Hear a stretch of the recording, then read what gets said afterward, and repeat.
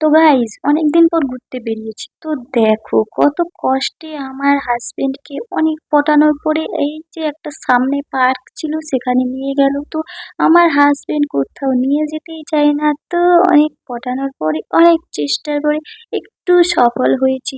তো হালকা মেকআপ সেকআপ করে এই যে বেরিয়ে পড়ছি, সামনেই একটা পার্ক আছে সেখানে, দূরে কোথাও নিয়ে যায় না। তো কি আর বলবো, তো অনেকদিন পর আমি ভয়েস ওভার দিচ্ছি, তো অনেকদিন পর তোমাদের সাথে দেখা। আর তোমরা সবাই কেমন আছো বলো? আমি তো ভালো আছি, ঠিকঠাক আছি, চলছে মোটামুটি। আর এখানে দেখো এই যে ঘড়ি সড়ি পরে একটু ঢং করছিলাম।